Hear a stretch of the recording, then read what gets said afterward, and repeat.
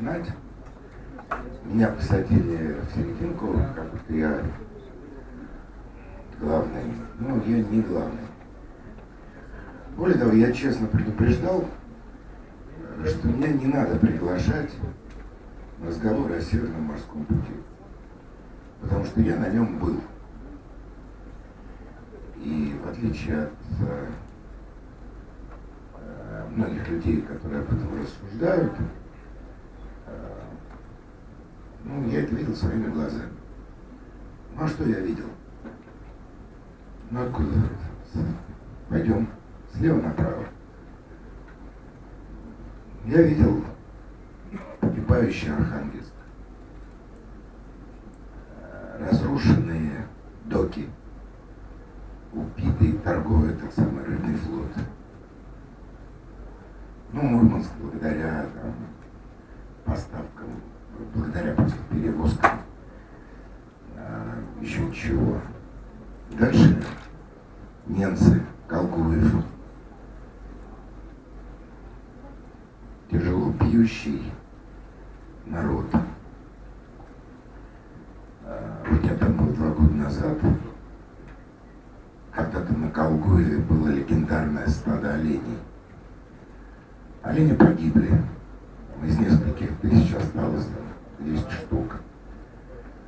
Кто говорит, что немцы поленились перегнать их, а там есть такой момент, вот наступает весна, там идет заморозки, и егерь покрывается коркой. Вот говорят, что они вовремя не перегнали. А немцы говорят, да нет, это вот нефтяники нам отравляют, все из-за этого олени погибли.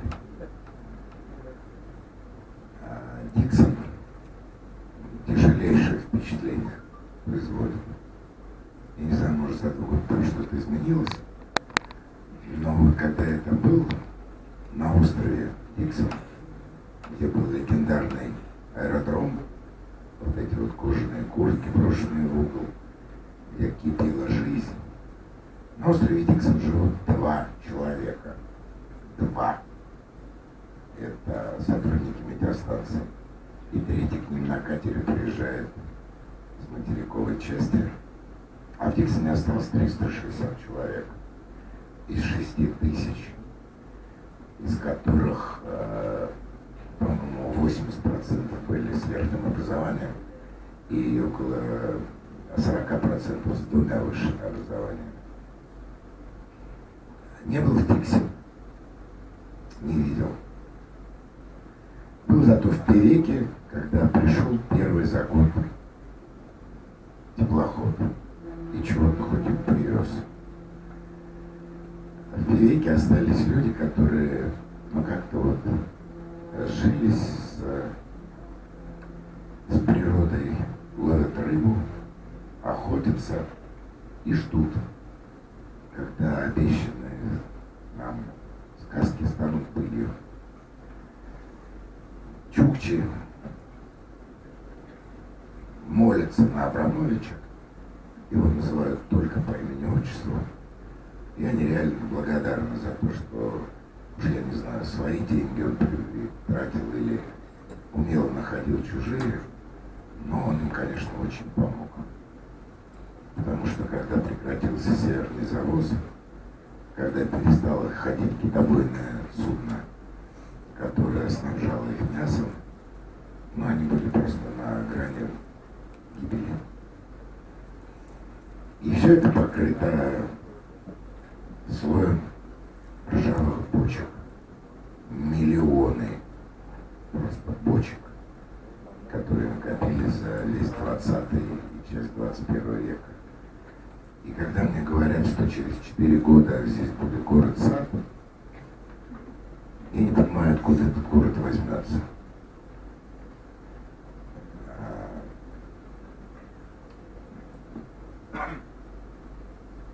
Сейчас отрапортовали, что в 2017 году рекордная грузоперевозки по Северному морскому пути. У меня есть подозрение, что этот рекорд связан главным образом с тем, что ввели в эксплуатацию Сабетту. Сабетта — это очень круто. Это прям, ну, реально на меня произвело колоссальное впечатление. Это красиво, это современно, это технологично. Ну, просто Новатэк красавцы, просто красавцы. Вы можете представить, они построили хранилище для сжиженного газа на вечной мерзлоте. Это, ну, похоже на градирню, вот так, на теплостанции такая круглая конструкция. Она такого размера, что туда можно поставить два вот этих колоссальных аэробуса один на другой. То есть это, ну, сооружения просто космические. Сухой закон, очень жесткий, дисциплина прям немецкая.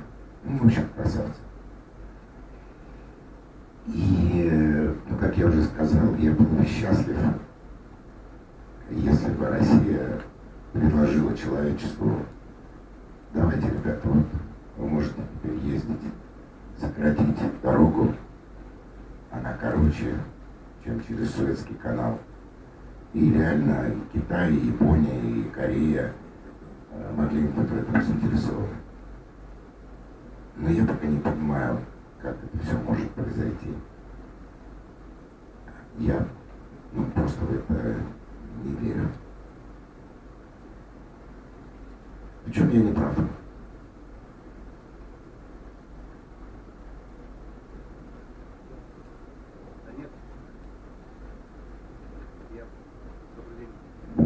Добрый день, уважаемые коллеги.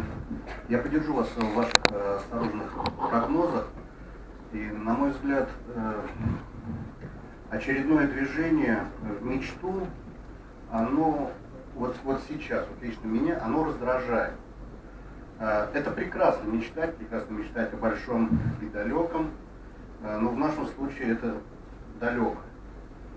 И вот эти вот проекты, которым вот мне 48 лет, которым я стремлюсь всю свою жизнь, с самого начала, да, то есть они почему-то всегда очень далекие для меня. Они где-то там. И вот точно я не вижу ни одного окончания проекта. Я сейчас говорю про свои эмоции. И я хочу сказать еще одну очень интересную вещь. Когда мы рассуждаем вот о очередном вложении государевых денег, государственных, да, вот договорочка, наверное, по Фрейду, вот, то вот для меня непонятно, вот для меня как для человека непонятно, а в чем мой интерес, где мой гешефт в этом проекте.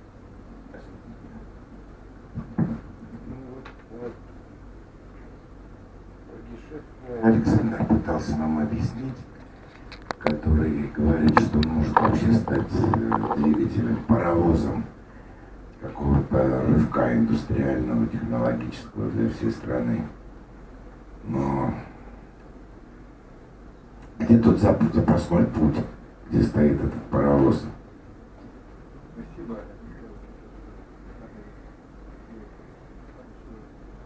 Хорошую дискуссию сразу, такого минорный тон, минорные ноты. Вот. Ну, чтобы начать ответ, надо с 90-х годов начать, когда мы работали с Аксененко, который был большим энтузиастом и нес такую, при всех, может быть, многочисленных разных сложностях характера, нес культуру оптимизма.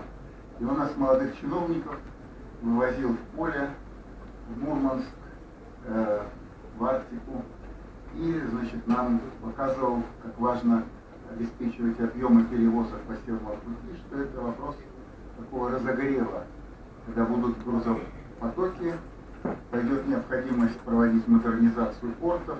То есть это такой энергетический процесс, который начинается с грузопотоков, потом продолжается инфраструктурой и завершается уже такой, как было сказано на питерском форуме Арктика территории диалога, чтобы суда ходили как электрички. Это выражение Трутнева было.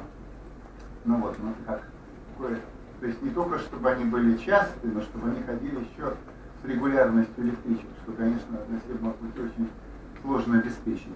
У нас были большие дискуссии в 90-е годы о роли, месте Севморпути в национальной экономике, в конкуренции с Суэцким каналом.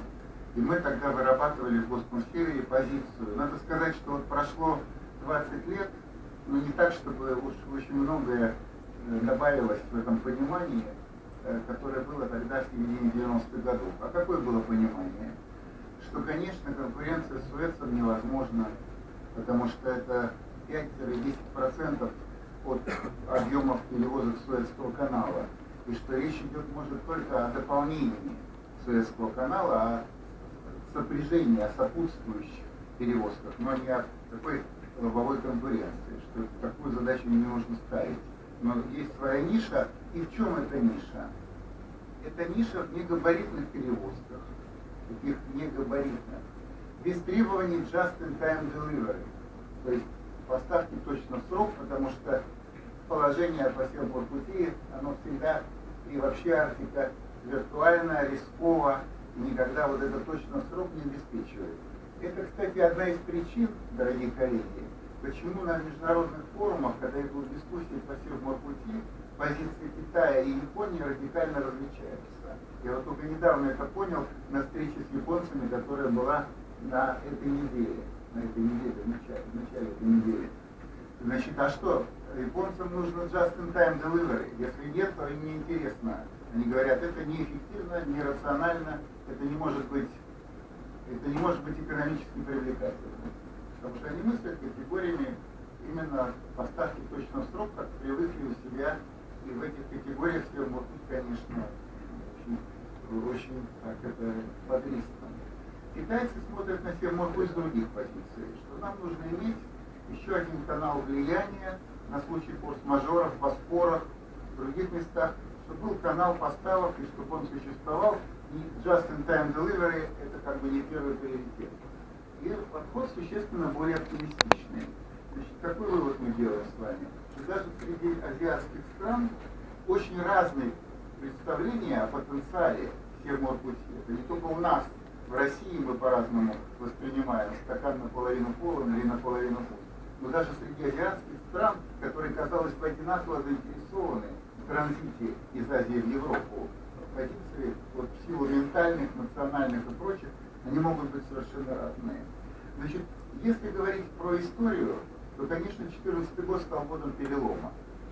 Потому что когда мы писали стратегию, ту прежнюю, сегодня действующую арктическую стратегию, мы писали ее вместе с МИДом и так далее. Первая версия была 200 страниц, наша, потом последняя МИДовская и федеральных органов была там уже около 18. Ну, я думаю, документ выиграл, как всегда бывает, в краткости. Так вот, там ставка была на транзит международный. То есть мы ошибались, считая, что основной потенциал развития Севморпути связан с международным транзитом. И все, как бы, все тренды конца нулевых показывали, что он развивается, миллион, больше. Мы выходим на хорошие показатели. Да? 2014 год показал, что это совершенно не так. И он может в один момент потерять свою былую и привлекательность, и объемы, и все прочее. Да? И мы вот столкнулись с реальностью, когда разогревает Севморпуть национальные проекты российские, о которых говорил Михаил, прежде всего Новатэк. И надо сказать вам, вообще очень интересно было мое личное впечатление, сидя в первых рядах на секции по Севморпути, вот как на нашей, на Питерском форуме «Арктика. Территория диалога», да, где обсуждалось, насколько реально 80 плюс миллионов тонн. И Новатэк Михельсон спокойно говорил, так и 85, и 90. Нет проблем, только дайте нам льготы федеральные, налоговые и прочее, мы обеспечим вам и превышение, перевыполнение плана, как сказали в советское время. Легко. Ну, я напомню вам, что из этих 80 тонн там примерно углеводороды составляют 2/3. На уголь приходится там оставшиеся часть, и на международный транзит. Просто к тому, что получается, да, что у нас по объемам перевозок у нас уже как бы собственный потенциал своих проектов ресурсных, российских. Он позволяет, как говорил Кобылкин, когда мы с ним беседовали на тему еще в бытности губернатором Ямала, разогреть Севморпуть, по крайней мере его западный фланг, Это абсолютно реалистично. При этом, конечно, то, что сказал Михаил про инфраструктуру порта, который самое слабое звено и который в ужасном состоянии, ну все правда, все правда. Но наряду с этим существует, правда, другая жизнь. Вот в этом грузопотоке, который уже происходит, который увеличивается, превосходит советские объемы, 6,5, по-моему, миллионов тонн 87 года, которые тогда, 88-го, которые тогда считались просто долгое время, в 90-е годы, недостижимым идеалом. И вот это легко, так сказать, за последние годы произведено. Да. Значит, я не хочу узурпировать время и очень кратко в завершение скажу. Значит, что мы сегодня имеем? Мы имеем реальность, когда каждый губернатор хочет иметь паровозик. Паровозик под названием «Свой новый арктический порт». Это, знаете, это вот каждый хочет. То есть Якутия еще в этом отстает, потому что Тикси как бы не катит по всем параметрам для Тамтора, например. То есть еще вопрос открытый остается, где такой новый арктический порт может иметь Якутия. Да? Но обсуждается в Ленинском округе, Индиго. То есть это реальность, что индустриализация 2.0, она требует нового портового обустройства.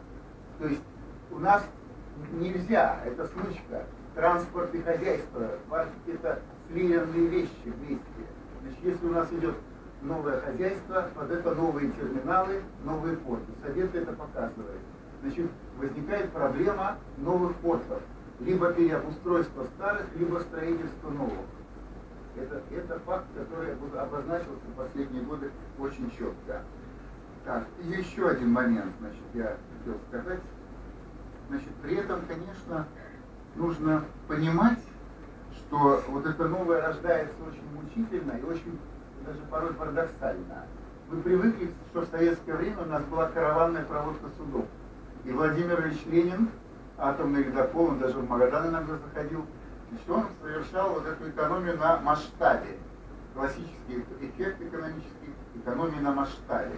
Когда идет ледокол, и за ним, значит, устраивается караван судов, который этот северный завоз осуществляет, которого ждут там в Беринджерском, в Переке, проведение на мысе Шмидт и так далее, и так далее. Значит, вот сегодня это все пропало. То есть такого северного завоза через Севморпуть в объемах миллионов тонн нету. И, конечно, у вас может возникнуть вопрос, а вообще и куда это все подевалось? Значит, а что? Все заместилось. Теперь идут производственные грузы по Севморпути для Новотека, там, а социальные грузы, коммерческие грузы для бюджетной сферы и так далее пошли по рекам, более экономичным путем. То есть они пошли в Транссиб реки. Завоз переключился на другую схему. И я хочу ваше внимание обратить, это очень важно. У нас возникла конкуренция южного и северного маршрута, которой никогда не было в советское время. Была монополия. Севморпуть, бюджетный завоз северный, Севморпуть. А сегодня возникла конкуренция. И вот НАО это очень хорошо показывает. НАО. Когда идет южная схема вывоза по трубе углеводородов с Хариги, Рьяги, и северная схема вывоза с, значит, уже с приразломного, с платформ и так далее. Да?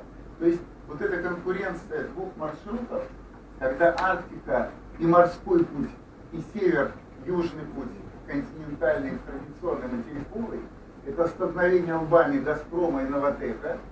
Первый ориентирован на южный маршрут и консервативно его придерживается. Второй уже очень гибко и мобильно уходит на северный, на арктический путь морской и осуществляет вот это выгоды, которые он дает, связанные с маневрированием. На запад хочу, на восток, на рынок и так далее.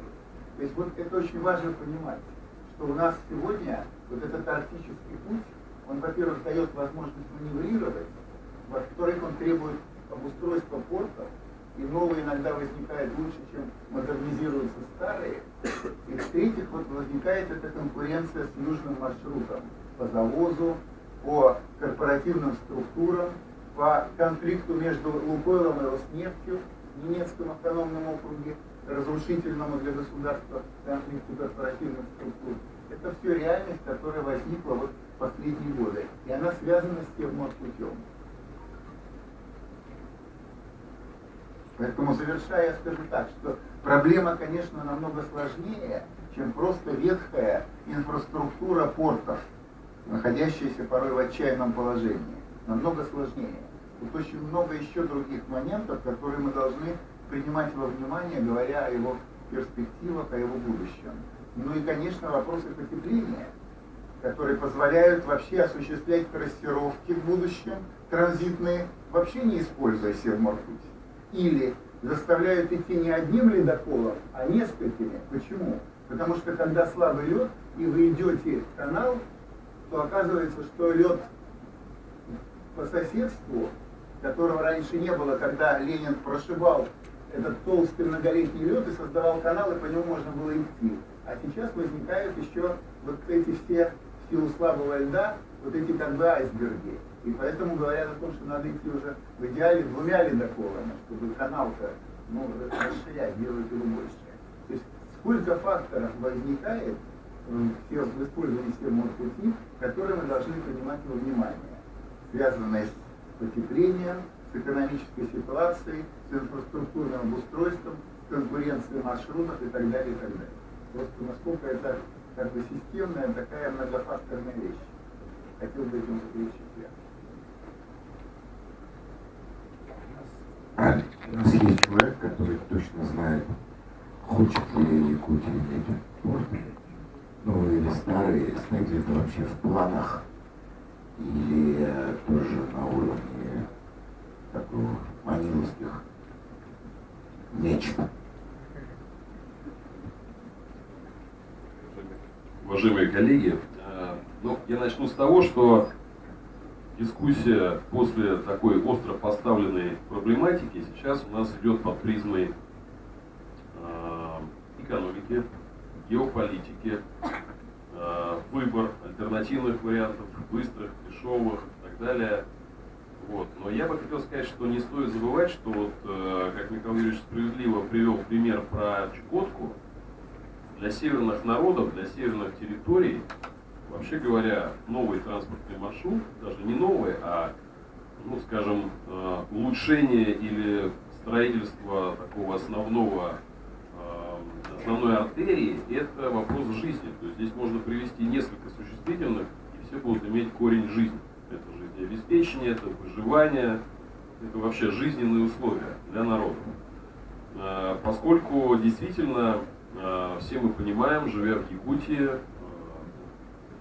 большая часть, наверное, зала все-таки наши гости, но тем не менее вы уже здесь успели пообщаться и с коллегами со своими, и с жителями республики. Вы понимаете уже совершенно четко, что для республики у нас даже есть такой специальный орган государственной власти, комитет жизнеобеспечения, да, потому что это вопрос действительно часто выживания, безрисковых условий, вопрос поставки, доставки, провизии и так далее, и так далее.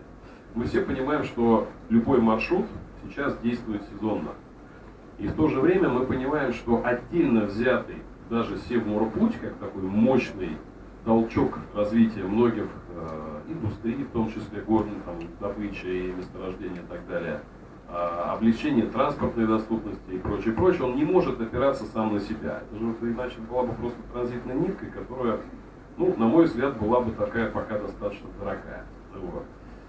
Чтобы он поддерживал и вовлекался в жизни республики, и был республике, ну, скажем, уже таким необходимым звеном, важным звеном, который бы повышал качественный и уровень жизни, и снижал бы риски, и выживаемость облегчал бы, это его вовлечение с внутренними системами. Конечно, он без соответствующего порта не работает для нас, без соответствующей инфраструктуры внутренних опорных потоков речных, наземных и так далее тоже не работает. Для этого должна быть инфраструктура быть еще и с речными артериями связана. Ну и, конечно, это то, что по этим артериям будет двигаться. Да? То есть какие суда. Суда у нас, понятно, что очень старые, они там 30-40 лет этим судам, иногда больше, они 80% своего ресурса уже в целом, вот эти речные суда, израсходовали. Порт Тикси вообще сейчас работает там на 5-10% своей мощности, и опять же, исходя из того, что основные флоты уже очень сильно устарели. Тогда эта структура будет качественнее менять уровень жизни, ну и, собственно говоря, все такие важные показатели, как снижение смертности, там, улучшение качества жизни и так далее, снижение издержек на северный завоз и прочее. В качестве примера таких дополнений взаимоувязок я приведу всего два. Первое, это понятно, что Северный морской путь, он не круглогодичен. Первое. Второе, то, что навигация на речках тоже не круглогодична. И при этом существует, тем не менее, все равно, скажем, бутылочные горлышки, куда это все упрется. Вот мы, например, это известный факт, и сегодня звучало это и на пленарной сессии, о том, что мы с идеей моста уже очень давно, ну, как говорится, флаг этот подняли. Это не просто флаг, это для нас это вот до какого-то этапа развития доходит, а дальше все, что не делай, как не развивать транспортную структуру, она этот вызов будет кидать каждый день. Раз в месяц, там, раз в неделю, потом она будет каждый день на повестку дня выносить, а что у нас с мостом? Ведь без моста у нас транспортная доступность республики круглогодичная 20%. Вдумайтесь в эту цифру. А с мостом это будет 83%. А вместе с Северным путем, а вместе с Жатайской судоверфью, которую мы сейчас уже заложили сваи, уже строительство идет нулевого цикла, и в 2021 году уже начнется строительство первых судов, это будет еще инфраструктура, то, чем мы собираемся возить грузы по нашим артериям. Поэтому для нас это вопрос выживания, качества жизни, и это вопрос вовлеченности и интегрированности со всей остальной структурой. Для нас отдельно ветка Северного морского пути, конечно, такой пользы, которую она может принести в купе со всей инфраструктурой, конечно, такого не даст. Поэтому вот на этой позиции мы четко стоим. Для нас это очень важно, нужно, но мы готовы развивать параллельно многие элементы этой инфраструктуры. То есть в непосредственных планах правительства пока нет каких-то позиций, связанных непосредственно с этим. Пока вы готовитесь. Нет, это не так. Микрофон лучше работает? Нет, это не так совсем. Что мы делаем сейчас по линии Северного морского пути? Конечно, мы сейчас соответствующие заявки сформировали. Заявки прежде всего касаются, если брать отдельно оторванно Севморпуть, это понятно, что программы Министерства промышленности, Минтранса и комплексная программа транспортной системы, это реконструкция порта Тикси. Да? То есть для нас это устье Лены, понятно, что он интегрируется с самой крупной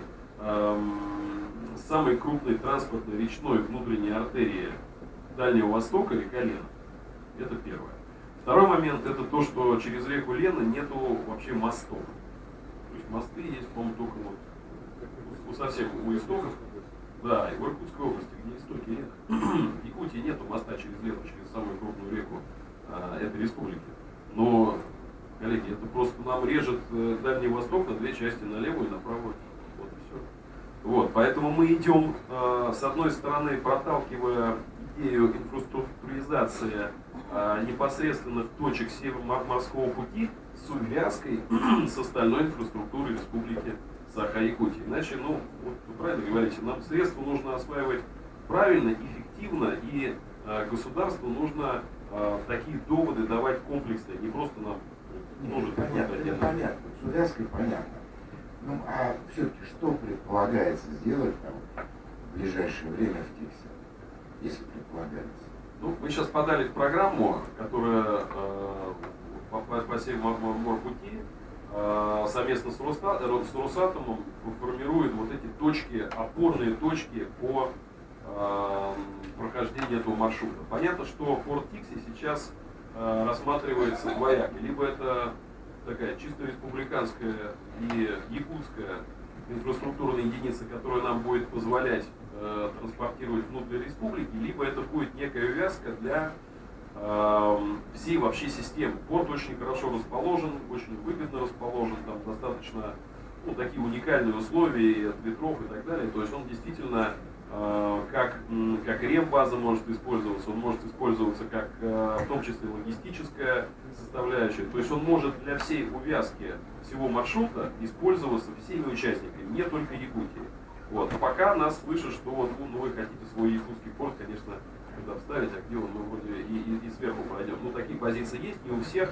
Я не буду говорить, кто на какой точке зрения находится, потому что они тоже меняются, трансформируются, мы убеждаем, но наша позиция, что все, что касается Северного пути, это порт Дикси, надо туда включать как такую важную такую веху там на пути, да, ну и, соответственно, в обязательном порядке все-таки на это сделаю упор, интегрировать со всей остальной системой. Нельзя Северный путь рассматривать отдельно от северного широтного пояса, транспортного пояса и так далее. А скажите буквально два слова об этой верфи, что и сколько и когда. Эта верфь у нас уже начала строительство, у нас уже нулевой цикл этой верфи сейчас реализуется. Это достаточно крупное будет предприятие, оно будет на первых этапах производить 10-12 судов в год. Это суда танкерного плана, это суда первый, по-моему, РТ-63 серии у нас наиболее часто используемая танкерным флотом. Но это будет и сухогрузы, и баржи, и мы сейчас как раз делаем оценку рынка, потому что действительно у нас не только наш флот речной находится в устаревшем состоянии, но, как вы понимаете, переброска его из других частей страны тоже достаточно затратное мероприятие, что-то может просто рассыпаться по дороге и проще построить новую. Вот у нас как раз Денис Валентинович Мантуров приезжал на открытие и установку первой сваи этого объекта весной этого года. Поэтому мы ожидаем, что в 2021 году объект в первой очередь этого объекта это строительная часть, вторая будет очередь ремонтная. А вот первая часть будет готова в 2021 году, и в 2022 у нас уже на воду будет спущено первое судно производства Жатайской судоверфи, которое будет обеспечивать уже наши потоки республики по Где это находится? Это город Жатай, это недалеко от Якутска, это порядка, наверное, 40 километров, да, от Якутска. Это достаточно долго мы строили этот проект, делали этот проект, выбрали оптимальное место с точки зрения расположения, рельефа, стоимости, качества земли и так далее, и так далее. По сути, это Якутск. Это вот рядом, вот у нас недалеко от морпорта, где мы отплывали. Я думаю, что мы как раз проходили бы мимо. Вот, поэтому это проект тот, который уже сейчас, безусловно, будет реализован. Это первый наш шаг уже конкретных действий в направлении создания инфраструктуры, увязанной в том числе с Северным.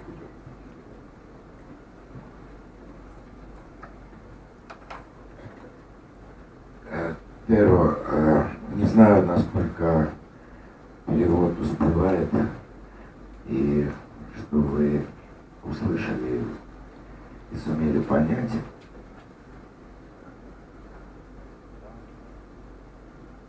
Немного, наверное.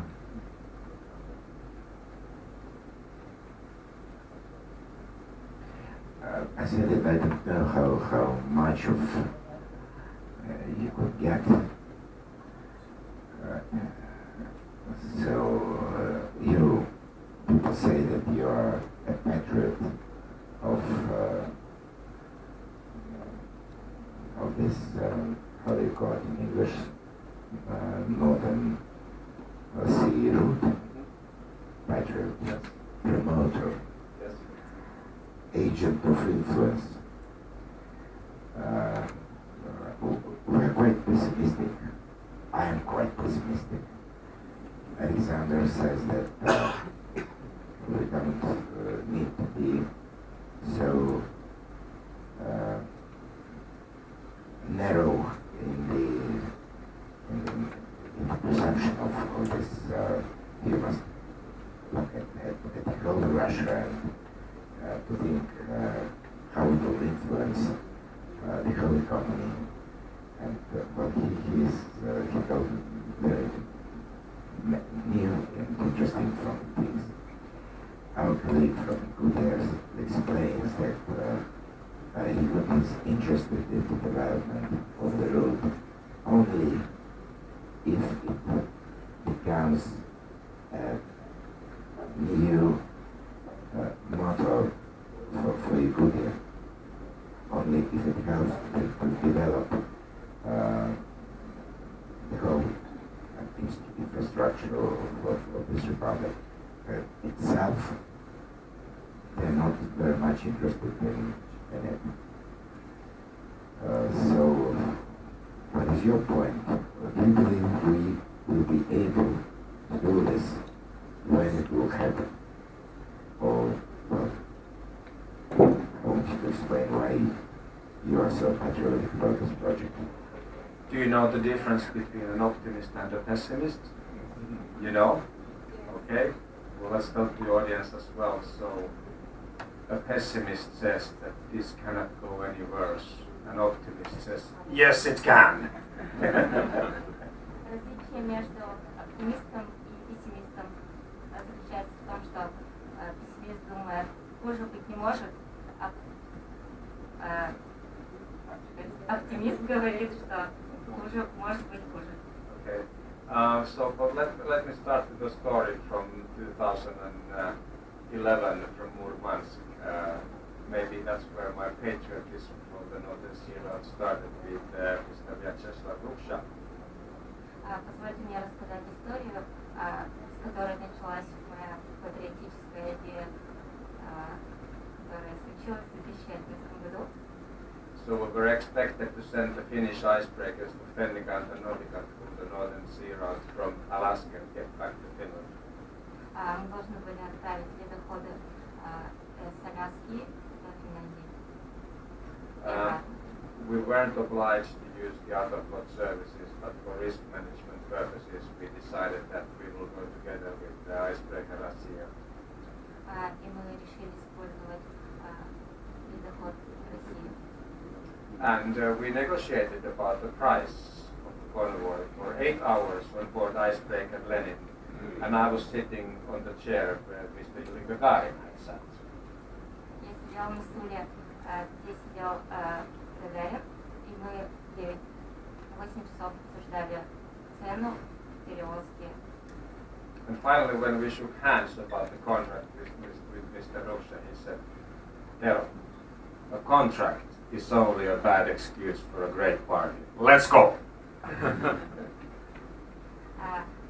Мы пришли к заключению, что контракт – это просто причина для вечеринки, давайте начинать. But as we are aware, the expectation for the cargo transportation is mainly destinational for Jamala LNG and some other projects. The expectation for 80 million tons probably will be there in a couple of years. Через несколько лет все эти тонны оказались в руках. But I agree with Mr. Pelyashov about the fact that the transit traffic is still going to be destinational, and I agree also with the just-in-time performance argumentation. Я согласен с тем, что у идеи есть цель, и в сторону к ней идем. So the expected transit cargo increase will mainly be for goods which are not based on this critical just-in-time performance. I agree. Дело не только во временных перевозках.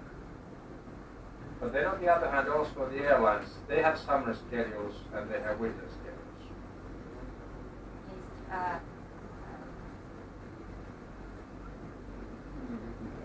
Есть зимние и летние схемы.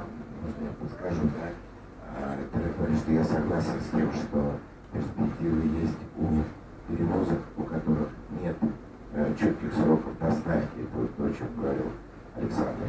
И кроме того, надо понимать, что есть зимние и летние условия, и они различны движения по этой дороге. So there's a study which was made already a couple of years ago by Hokkaido University based on this summer schedule and winter schedule. Пару лет тому назад университет Хоккайдо сделал исследование как раз вот о возможностях летних и зимних перевозок. And of course, the issue is to have the annual rotation when it's not just about one ship. If you have a big amount of cargo, you need to have the logistical chain because the warehouses are not here, they are out at sea. Да, и как раз речь идет о том, что ну, едва ли один корабль вот, будет запланирован для этого каравана. Russia and Finland have had great collaboration in this area already from 100 years back. Ну, у нас финнов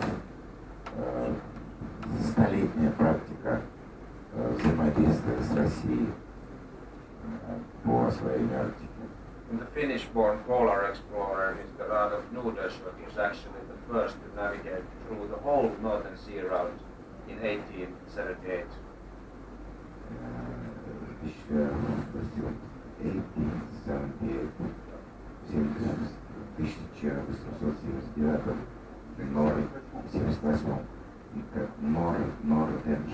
Норденшик, да, был первым, кто прошел СНП полностью. And in the Helsinki shipyard, more than 60 icebreakers have been built, and many of those have been coming to the use in Russia. Около 60 судов ледокольного класса были построены в Хельсинки, и многие из них для России. Now, when the dockyard was owned by OSK, it was hit by the sanctions regime. The sanctions, EU and USA sanctions towards Russia.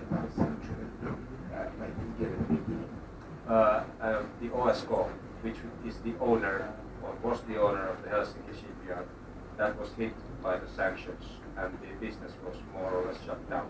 What is this? OSK, the Russian shipyard company. OSK.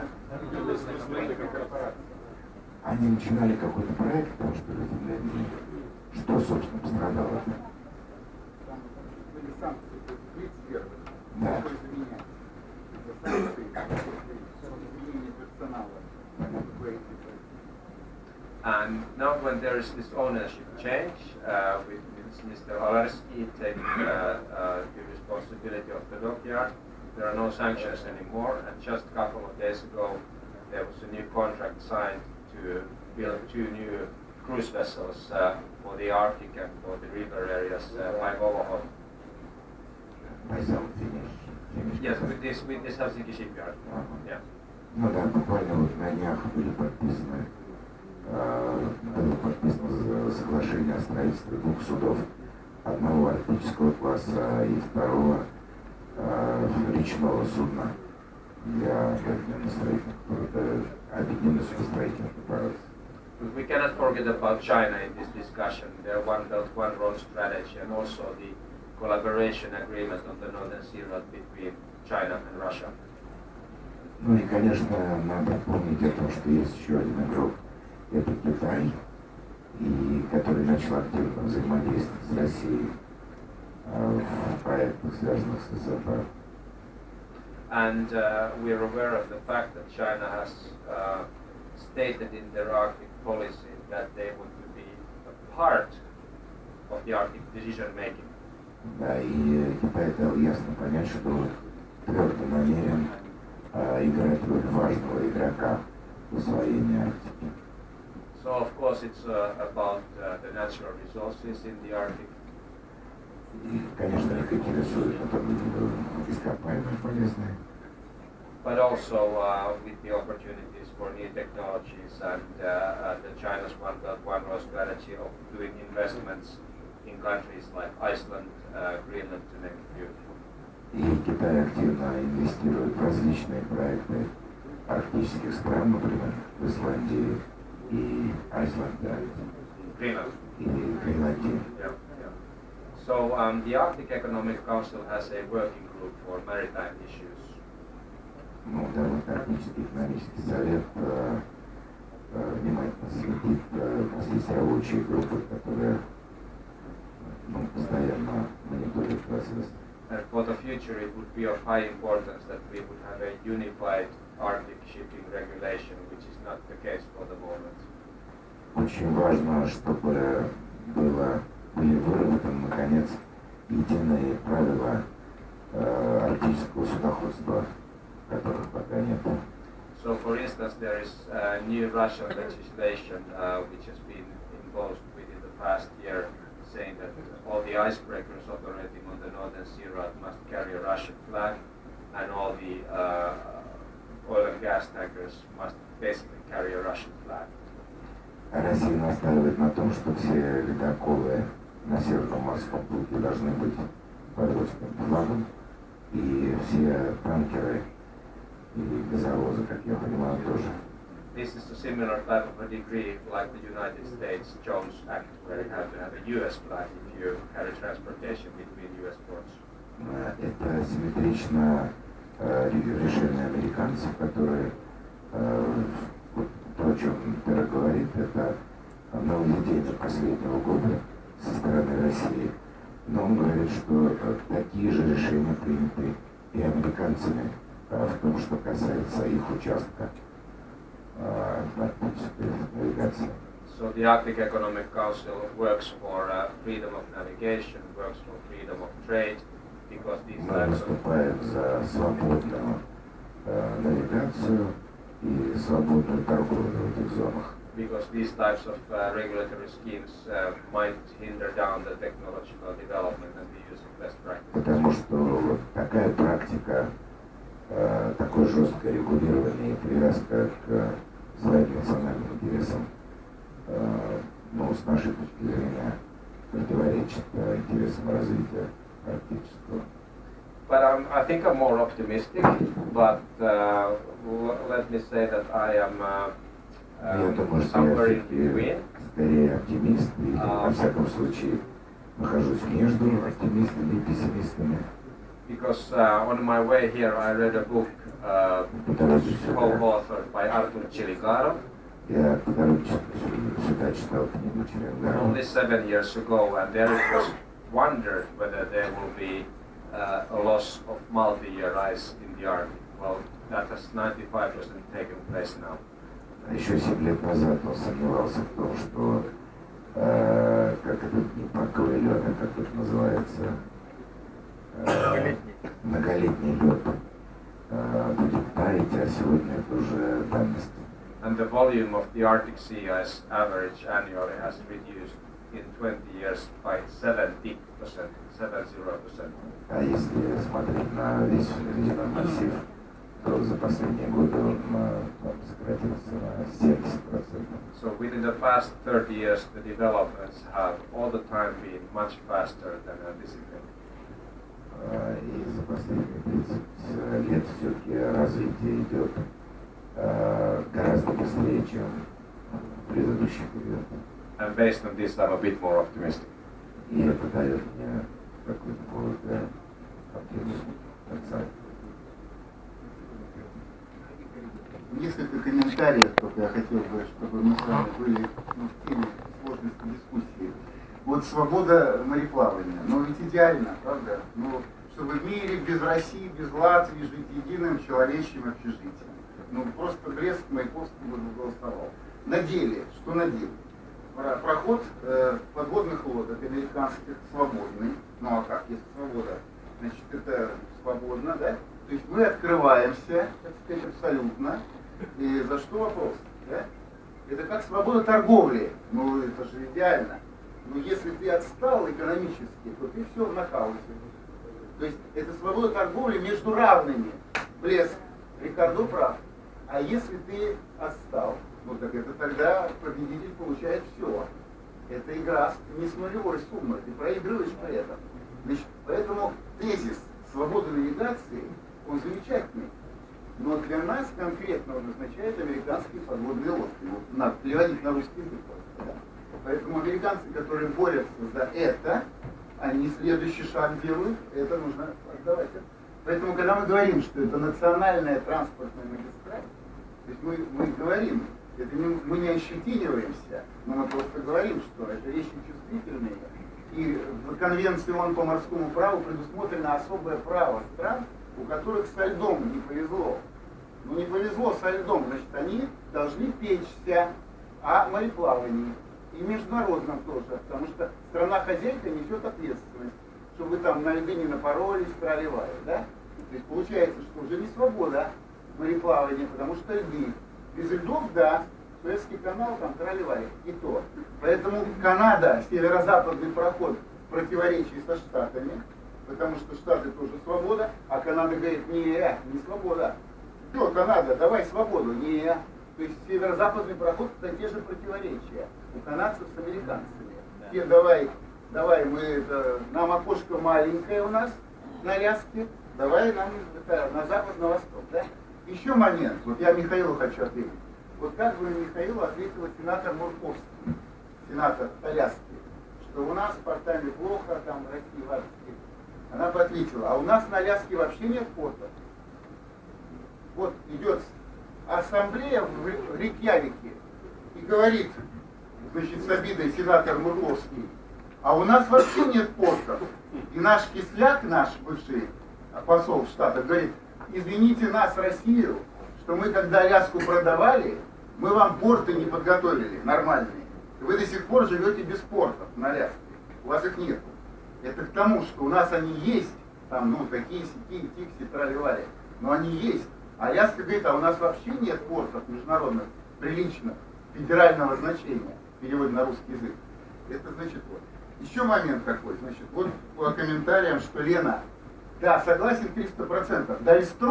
Дальстрой, это было правобережье Лены. Потому что в Дальстрое границу проводили не административно, а по лени. И это было не случайно. Моста нет, поэтому все, что правобережье Лены, было территория Дальстроя. То есть я подтверждаю, что Лена была таким водоразделом, ну не водоразделом, рубежом. Теперь дальше. Значит, конечно, очень важно нам понимать, когда мы говорим о Севморпути, что по сути, вот мы о Севморпути, но на самом деле исторически в 20-е годы ведь никто вообще вот про Севморпуть вот такой, который возник, когда возник тема транзита, возникла тема из Азии в Европу, да? А российским вообще понимание Севморпути какое было в 20-е годы? Енисей, Севморпуть, система. То есть была система, и с этого начинался Севморпуть исторически. В 30-е годы, когда говорили о его развитии, говорили о системе Енисей-Севморпуть. Вот. И Енисей, потому что дальше считали, это вообще тьма. Пролив Лилькицкого, это все тьма. Вот Енисей и вот эта форточка. И вот так видели развитие. Я просто к тому, что сегодня мы педалируя вот это, значит, мы забываем то, что было, чем была богата трактовка этой магистрали, этого коридора в раннее советское время. Она была в контексте рек, и прежде всего Енисея. Поэтому, когда Якутия сегодня, не сегодня, с 90-х годов поднимает вопрос Лена, Севморпуть, Тюмень поднимает вопрос Обь, Иртыш, да, Севморпуть, это следование той традиции сложившейся, когда вот эта единая речная система. Еще момент такой короткий. Александр, а можно я переведу быстренько, да, помогу? So there, I just want to make a quick translation of what Alexander was saying. Number one is that when we're talking about the northern route, we need to understand that this is a lot with the matter of security. Yes. If we make it free for everyone, for Russians, for Americans, for all the submarines and everything. First step, first point, and the other one is that we must understand that if we make something free, the partners must be equal. If you are under-organized or underdeveloped, if you make it free, the underdeveloped partner loses everything and the winner takes it all. Actually, yeah? So this is number one. Number two is that Alexander is supporting the thesis that the river Lena really divides the territory into two parts, and that's former in the Soviet Union the big infrastructural burst that had been made in the 30s by the Dalstroy was made on the right bank of Lena River and not the left one, as there was no bridge and there still is no bridge. And the third thesis is that we need to understand that there were formerly some structures of this SMP program made dozens of years ago, like the Yenisei and the Yenisei River linking the northern route. There have been already strategies on this point that are not equally taken into account right now. Moreover, they are not involving the river structure as they were in the previous strategies. Okay? Okay, thank you very much. Очень кратко, чтобы вас не утомлять, дорогие коллеги. Еще три точки, очень коротко. Было сказано про Jones Act. Jones Act — это значит, вот, что вы в Америке добыли, вы только на американских вывозите кораблях. И Михаил сказал, что мы как бы вот тоже, но один момент, нюанс. Jones Act — это уже 100 лет почти. То есть этот акт, что вы только на американских судах вывозите свои добытые углеводороды, против чего Аляска нещадно возмущалась, потому что им выгоднее, чтобы это было в Азию там вот. Это значит уже почти 100 лет это национальных интересов существующее законодательство. У нас там месяцы, годы, да? Вот первый. Второй момент, это, конечно, очень важно, мне кажется. Я хочу даже на это акцентировать внимание, и чтобы вы были проводниками этой идеологии, это, мне кажется, очень важно. Вот смотрите, как идет развитие сегодня. Вот в чем смысл? Вот что творит Михельсон, да, в Арктике? И что сейчас делают китайцы там и так далее? Как вообще идет развитие? Статойл также развивает. Вот смотрите, это прямо по Чичикову. Прямо по Чичикову, помните, да? Зацепил, поволок, сорвалось, не спрашивай. Это что в переводе на русский язык? Это вот пилот, получилось, планируем. Арктик СПГ 2, 3, 5, 10, да? Экспериментальную проводку судов провели по всему пути, контейнерные, получилось, а идем десяткам. Это хорошо. Это правильная логика, это абсолютно, но раньше в советское время же было не так, да? Мы сразу вмерзываем в бетон и сразу делаем на века.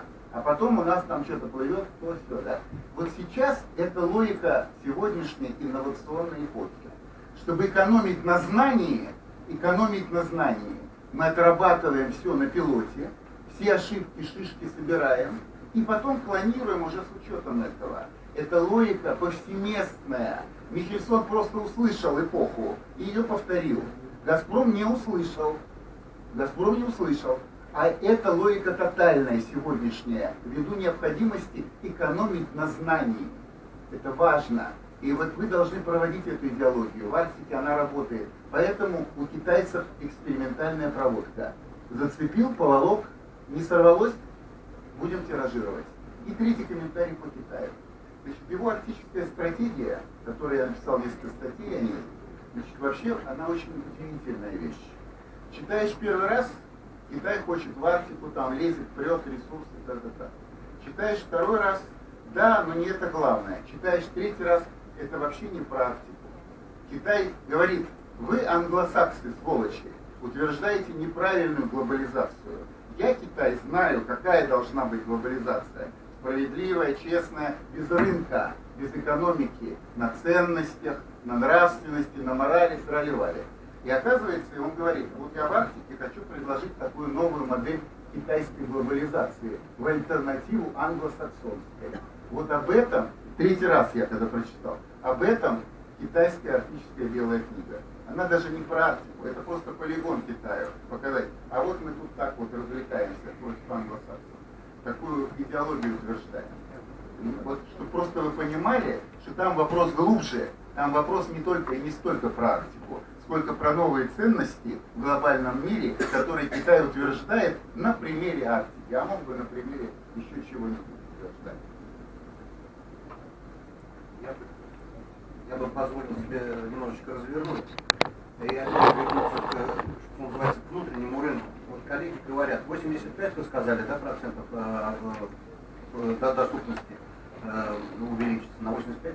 До 83. Сейчас 20 круглогодичная. Именно круглогодичная. Не общая доступность. 83% населения будет иметь круглогодичную транспортную доступность. 83%. 83. Вот я сейчас о цифрах, да. И я уверяю, что если мы сейчас пойдем в сторону Москвы, да, то есть это цифры не сильно будут разниться.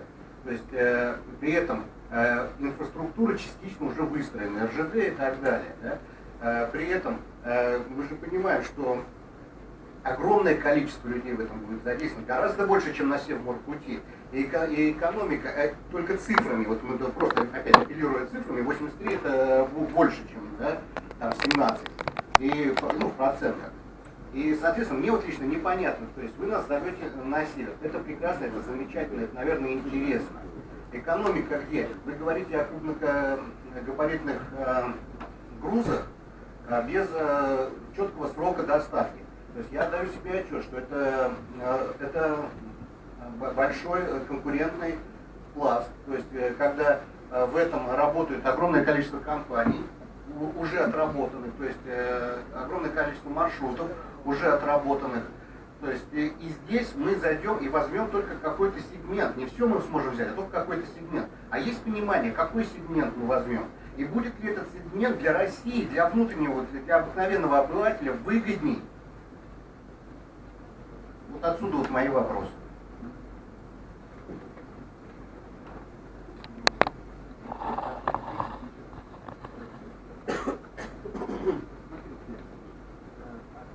Мы увеличиваем грузопоток, и возникает тема портов, их обустройства. Конечно, мы выигрываем, потому что возникает вот этот каскад экономических эффектов, который идет от грузопотока, дальше инфраструктура, стабильность обустройства, необходимость, чтобы это было уже, так сказать, стабильно, устойчиво и так далее. Теперь о нишах и о каких грузах идет речь. Ну, конечно, это ограниченные грузы, конечно, это контейнерные перевозки, которых проявляет интерес Китай. И под это идет тема обустройства контейнерных терминалов в Петропавловске, Камчатском и в Мурманске, который пока Петропавловск абсолютно не готов, Мурманск готов в большей степени к тому, чтобы вот этими хабами по контейнерным транзитным перевозкам быть. В чем Китай очень заинтересован, да? И даже готов, как бы, следуя своей европейской политике захвата контрольных пакетов в портах европейских, вот следуя этой политике, он предлагает России во всех ее арктических портах также отдать ему за модернизацию этих портов там X долю. Это, то есть политика одна и та же, что в Европе, что в Арктике. Но мы как бы, пока позиции нет четкой, что надо... Да. Вот. Поэтому по перевозкам, значит, ну, эти 80 миллионов тонн обещанных, они как складываются? Углеводороды, понятно, норникель, понятно, может быть потом добавится, ну там Тор не даст, потому что это будет по реке, переработка будет в Забайкальском крае, видимо. Значит, это уголь, где сначала был Тайбас, восточная угольная компания была, вы помните, да, которая взяла этот Тайбас. Потом Норникель, ведя себя абсолютно логично, через свою дочернюю структуру переделил и взял эти угольные разрезы в свои руки. Ну, разумно, он хочет быть хозяином Таймыра. Ну, в общем, это, наверное, объяснимо, хотя не очень корректно по отношению к восточной угольной компании. Ну, реально так получилось. Поэтому сейчас молчок, но там теперь Норникель, по сути. Значит, угольные перевозки, как сующийся уголь, тоже это миллионы тонн. Ну и транзит, про который мы говорим осторожно, что там, так сказать, и вот это все вместе, да, оно формирует вот этот поток, да. Посмотрите, тут еще не учтены такие какие-то сумасшедшие контейнерные перевозки и так далее. То есть это все очень реалистично, очень реалистично. Но, повторим, это затрагивает в основном западный сектор Севморпути. То есть это очень мало что говорит о развитии восточного сектора. И здесь я поддержу Михаила в чем? Трагедия сегодняшнего времени не в том, что нет развития, а в том, что развитие сумасшедше контрастно. Вот в чем трагедия-то, понимаете? Поэтому, когда Михаил говорит, что он видит, он прав. Потому что таких контрастов в советское время не было, потому что все было выровнено, и развитие Севморпути было выровнено и восточного, и западного сектора. А сейчас получается, что пироги и пышки западный сектор, европейская часть, пошире от Ямала, от Таймыра в перспективе, над Таймыра уже, а восточный сектор снеги и шишки. Вот такого контраста в потоках, в самочувствии, в благосостоянии, в тонусе никогда не было. Это сумасшедшие контрасты. Они в стране в целом, они в Арктике тоже. И, конечно, вопрос в том, как же сделать. Об этом пёкся первый президент Якутии Николаев, который искал пути развития ТИКСИ как наукограда, как научной площадки, полигона. Много было идей в этом плане.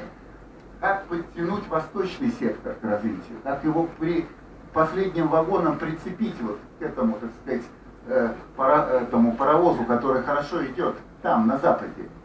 Это проблема, реально, действительно. Поэтому то, что сказал Михаил, верно, но на самом деле оно скрывает контрасты от благополучия Ямала до сумасшедшего парализованного развития Чукотки и арктической Якутии.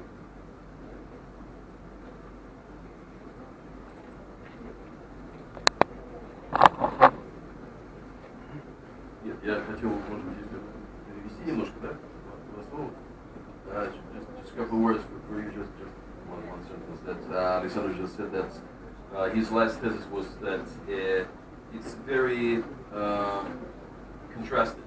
It's a big contrast between the western part of the North Route and the eastern part of the North Route. Western part is fine, it's developed, and it's and they plan to clone the pallets, the schemes, the formats, to use them on further contracting and further projects, which is okay with the modern trend of saving money on research, right? So and so basically this was his main message. Right. Perhaps I could get back to the previous discussion about security and geopolitics, so a couple of notions from there. There's a big difference, first of all, the current Russian legislation and the Jones Act. The Jones Act doesn't apply with icebreakers, but the Russian legislation does. So basically there is no restriction in that area in the US. That's one notion. Secondly, we all know what happened in the Suez Canal 2 weeks ago, or close by the Suez Canal 2 weeks ago. So if there are big changes in the security situation, that might actually make quick swifts towards the transportations to get to north. So we have to remember that things like the towers happen, so big changes can happen and impose to the Arctic as well. The U.S. Secretary of State Mike Pompeo attacked Russia, China, and somewhat Canada as well in his speech in Rovaniemi with the Arctic Economic Council and the Arctic Council, stating that these countries are restricting the freedom of navigation, including Canada on the Northwestern Passage area. And as we remember, the United States have not signed the UNCLOS agreement, which is contradictory to all the other countries.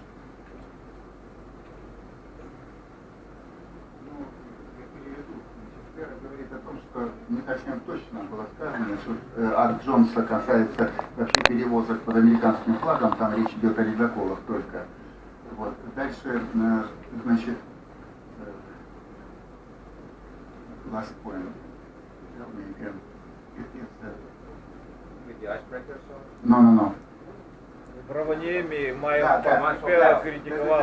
Значит, там, ну вот, то, что мы с вами обсуждали. Attack of the freedom of navigation. Да, то есть поскольку Канада также, как и Россия, в этом плане одинаково относится к тому, чтобы американцы не ходили по северо-западному или по северному пути без разрешения этих стран.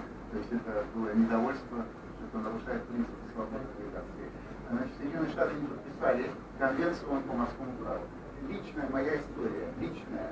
Я задавал вопрос лично в Бостоне Майклу Керри. Я лично задавал вопрос. Это был 12-й год. Я сказал ему: сенатор, вы председатель комитета, да? В ваших руках решение. Каждый год Штаты под разным предлогом откладывают подписание конвенции. Скажите, когда это будет сделано? Не лично, на мой вопрос, сенатор Майкл Керри, председатель комитета. Нет, тогда уже он был, он был председатель комитета, еще не был госсекретарем. Он сказал, что я уверен, что в этом 2012 году Штаты подпишут, потому что за это телекоммуникационные компании, им надо кабель прокладывать и знать, что как. Да? Республиканцы согласны уже в Сенате. У нас есть квалифицированное большинство, чтобы пролоббировать и, наконец, это подписать. Мы за столом должны быть со всеми. Мы сейчас изгои. Все подписали за столом, а мы нет.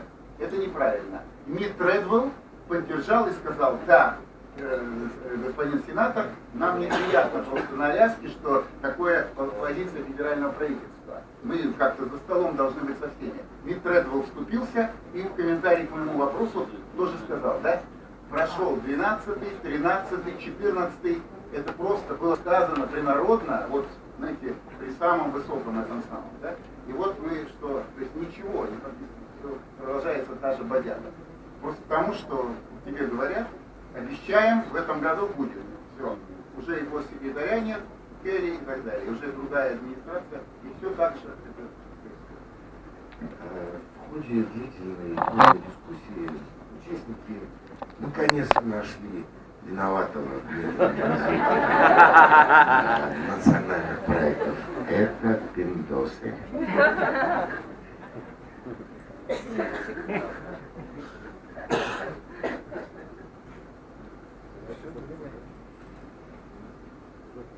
А что, ну пусть поплавали эти американские лодки. Что там найдут-то? Что они там увидят? Кроме льда и ржавых бочек. Не знаю.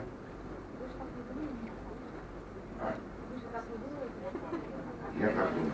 Я могу сказать, видеть словами одного из самых больших либералов, который сейчас, конечно, уже не должен быть модным после слов президента, но все-таки процитировать его можно, им зачитывались 90-е годы. Это Фридрих Хайек, «Дорога к рабству».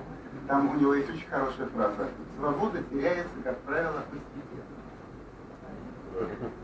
Суверенитет тоже, как правило, теряется постепенно. А потом в одно утро вы вдруг выясняете, что уже все сдали. Так, друзья, значит, за дверью уже пьют копытом мои любимые блогеры, которые хотят...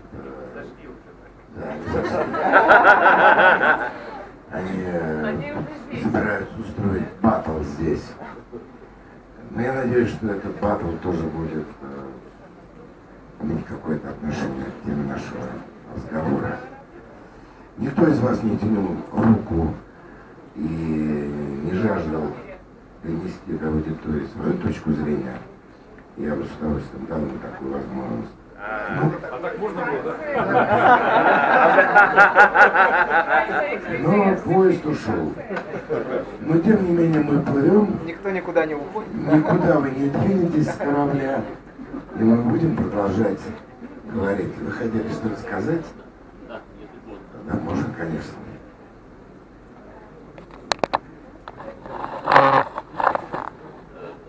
Я из Федерального консульства Китая в Хабаровске. Меня зовут Суйкоди.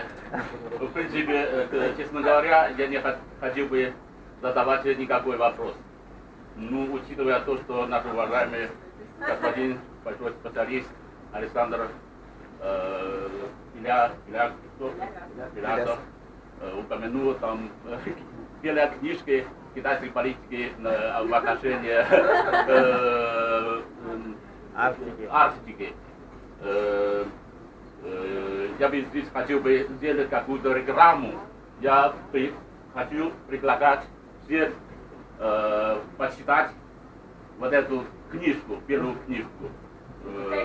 Но только не 2, 3, 4 раза, а 4-5 раз. Спасибо.